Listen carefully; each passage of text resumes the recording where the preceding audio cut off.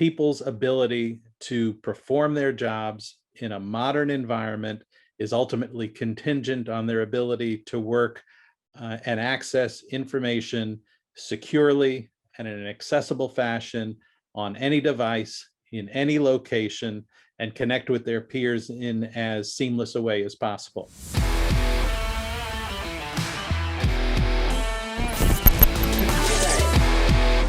Today, I'm talking to John Mancini. He's the president of his own consulting firm, Content Results, and the former president of AIIM, a well-known industry strategist, writer, and keynote speaker. So selfishly, John, I of course have a thesis with Shiny Docs that some of the modern technology with respect to graph technology, massively scalable search, layering on artificial intelligence, natural language to understand the content wherever the content is, and which is being used by Facebook, by Google, by Apple to understand their customer bases and understand the information wherever it is something that could really benefit information governance. Is this too big for organizations to consume that type of thing, or do we feel like it's just inevitable that they're going to start taking on that same approach to both their structured and unstructured data? You know, there's an old phrase you came out of the environmental movement a long time ago that I always liked, which is, in the environmental movement, it was, think globally, but, implement tactically. And that, I think, is part and parcel of the challenge that we have right now. Is the first step is understanding that the problem and the opportunity is the data. It is the size of the data, the scope of the data, the velocity of the data, the variety of the data. And so as you start to think about that, if you adopt that mindset, then you think, okay, let's think about that challenge, which is, in AIM terms, we used to call that information chaos, and organizations are still very, very skeptical about their ability to manage this problem. And it's been pointed, even more pointed as a result of COVID. They realize the vulnerabilities that they have, but recognize you have a problem, recognize that it's based on the volume and variety of data, start to peel away the onion, start to focus on projects that you can manage, that you can, you got to prioritize somewhere along the line, but you've got to think of the problem, I would say, almost agnostically from the perspective of thinking about the data rather than necessarily each individual process application in which the data is lodged. That doesn't mean you still have to go back and kind of sort through all that, but think about it agnostically rather than in terms of each of those departmentally specific pieces of a silo.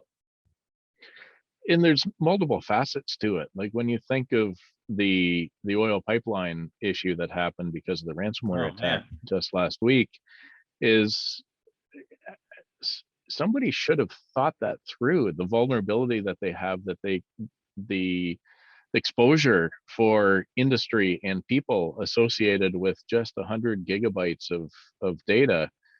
Do you think that's going to have a sobering effect on people as they look at their data after something as dramatic as that? Well, you would hope. I think, as a matter of fact, it's funny you should mention that, because I just was checking a couple of web things before we got on the call, and somebody said, oh, the Wawa station down the road has 100 people waiting in line, and the Costco up the road has 75 people waiting in line for gas. And I thought, oh, good Lord, we immediately panic. I bet those same people are going to be running over to Costco after the fact and, buying up all the toilet paper, buying up all the hand sanitizer. But, we make these problems worse.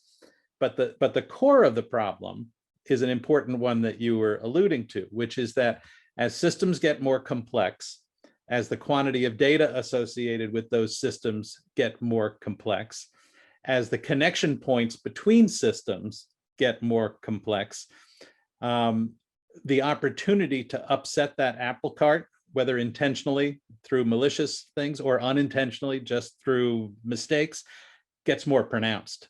And you see that you see that now in things like whenever anything like that goes, you think, oh, a pipeline that goes from Texas up to New York area, how critical could that be in terms of getting my gas at the station down the road? Turns out it's really critical because it drives a lot of inflection points. And it's easier sometimes to think about that in terms of the physical transmission of things like oil. But you can come up with the same metaphor and think about it in terms of the modern oil, which is information and how it flows and connects, and the two overlap too, as we could see with this case, which is that you've got a physical medium being influenced by the management of the data and information associated with it. So very complex systems, complex challenges, high customer value, high customer need, all those ingredients combined to make things, I think, make the vulnerability of those things something that people ought to be thinking about. I've been a proponent of standardization. Like ourselves, we're members of the Canadian Standards Council. We work through working groups with ISO to help develop standards, and I feel like that is a piece that's missing because people are generally left to their own devices. Like ISO, what is it, 15489 defines exactly what a record should be in some of its life cycle. However, how do you get that information to the record's life cycle is not standardized in any way. How do you even approach your data is in many cases not standardized in any way. Is that a bit of a failing in the industry, that we forgot to standardize how to make the information available to these good programs that were put in place? It is a challenge because I think a lot of that starts becoming, starts having great proprietary network to great proprietary value to individual companies. And so the willingness to have that in a standardized approach becomes more challenging. But the standards area has been one that, at least in my experience in the AIM community, hasn't received as much attention in the last 10 years as it did during my first 10 years. I certainly appreciate that the big integrators, if you get a big integrator A, they're going to do it differently than big integrator B, and because of the lack of standardization. It's their secret sauce. It is their secret sauce for sure. And do you believe that there's an opportunity for industry to hold them and us to account, though, for let's say oil and gas or utilities and these organizations that, as it's proven, when they fail, a lot of our industry fails. In fact, healthcare might start to fail in that if we don't have a reliable power grid. So it would it be unfair to put the burden of that standardization push on the consumers of this type of technology, or should we just try to help them with that? It's a good question, Jason.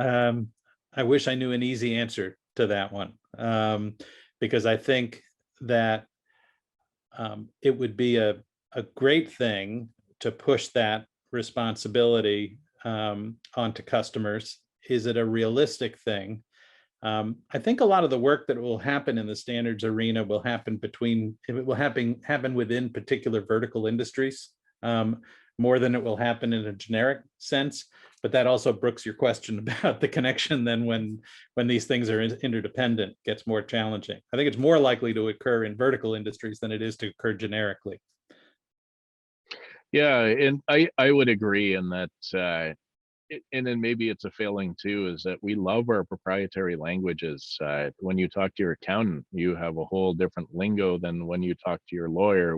You'll have a completely different lingo if you talk to your real estate agent. Yeah. And to me, that's a data management problem as well. It's a master data management problem. We haven't normalized our normal social business communications. So in the absence of normalized social business communication, how in the world are we ever going to normalize our data and unstructured data if we can't even talk the same languages between different industries? Yeah, well, and even within a particular organization, it's a challenge. You alluded to this earlier in terms of communications between the content kinds of people and the data kinds of people. And I had a conversation recently with a friend of mine named Mark Patrick, who runs a lot of the information management things on the joint staff in the Department of Defense. And Mark's point, which I thought was a really interesting one, if you're an information manager in an organization and you're trying to bring together kind of all of these disparate perspectives, you've got to be very facile when it comes to speaking the dialects of the people with whom you are interacting. So you're the common denominator that almost goes across all these different functions, but you've got to be able to speak the business dialect, the CEO dialect, the C-level dialect, the legal dialect, the IT dialect, on and on and on, because all of those perspectives have value that need to be reconciled if you're running a modern large-scale organization. But that language thing becomes a challenge because people have different levels of awareness, different levels of skills, and they communicate differently about these things depending on what department they reside in. So it even occurs, certainly a challenge inter-industry and intra-industry, but even within a particular company, it's a challenge. That's interesting. It's almost like a one-to-one relationship with the industry as a whole. It's a micro, well, it's still a big problem, but a micro version of exactly the same industry problems that we're talking about. It's why when you think about a steering committee for a governance initiative that you have, and you're trying to think about this a little bit more agnostically than you traditionally have, trying to get above those departmental barriers that you traditionally have. You've got to have all those different perspectives recognized and identified and present, but you also have to spend some time on the change management side, helping them understand each other and what the implications are of doing X versus Y, because it's going to affect different segments of the organization differently depending on where you sit. And that makes a lot of sense, because most people in an organization are focused on the what has been assigned to them. And this relies on people really understanding the why. No, the what is, and the what goes back to that question of what do you exactly expect an individual knowledge worker to do relative to the governance, risk, and compliance needs of the company or of the organization. And their what might not be the same as what the governance, risk, and compliance what is. And you've got to try to make the governance, risk, and compliance what as invisible as possible to that individual knowledge worker, because they got other stuff to do.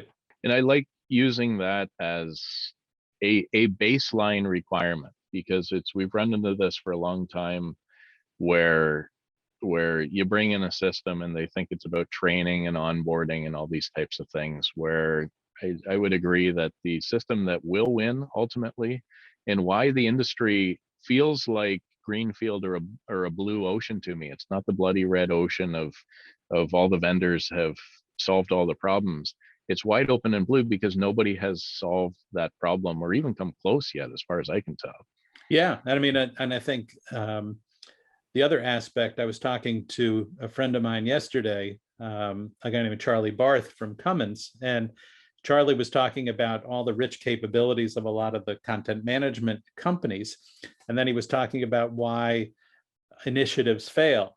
And his take on that I thought was really interesting, because his take on why they fail is because they failed the fundamental test of what does this mean in terms of employee engagement? What does this mean in terms of user experience? What kinds of demands is this system or this approach or this policy putting on an individual knowledge worker? And until you break things down and think about it from that perspective, you're going to run into problems, because the real world is that people are scrambling to do their jobs, and Lord knows they're scrambling to do their jobs, and then they got some kid over here going to school, and then they've got dogs in the background now. It's a lot more complicated environment that people have than they used to have.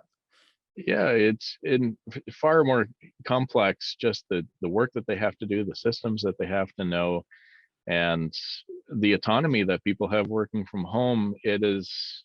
I'd like to think it's just dead and gone. The idea that you are somebody who stands exactly in this spot and you move that screw from this location to that location with this exact torque value, and that's your job.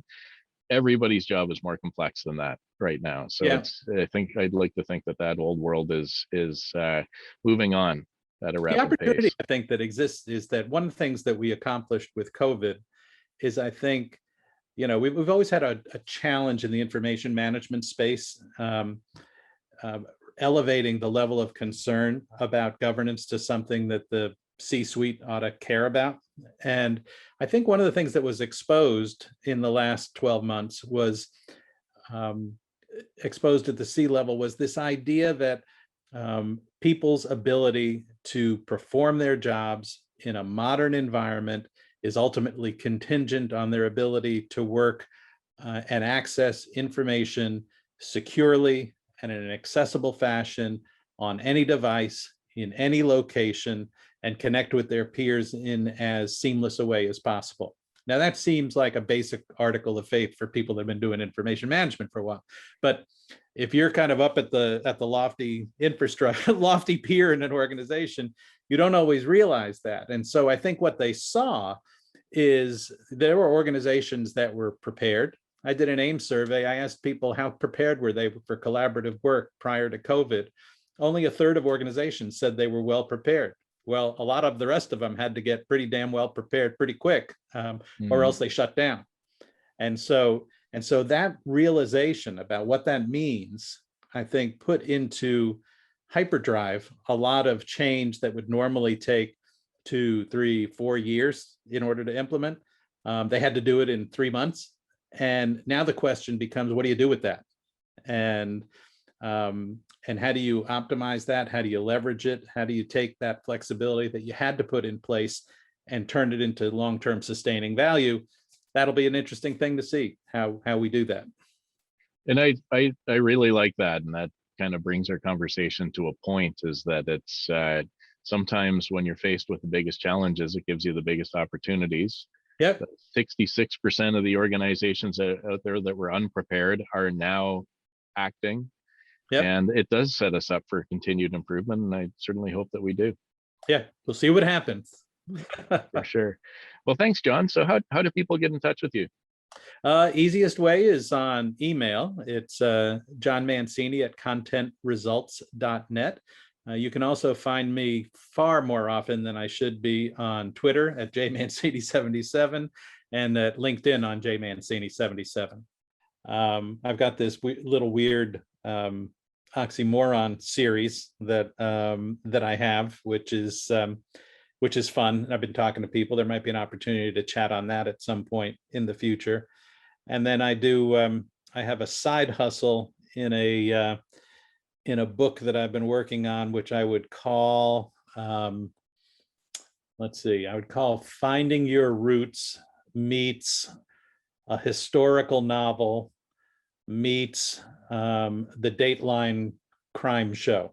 If you go to search for mygrandparents.com, that's me, and you'll find out more than you'd ever want to know about kind of my crazy family history story. Awesome, John. Well, thanks. Yeah, thank you. This was a lot of fun. Yeah, let's do some more stuff in the future.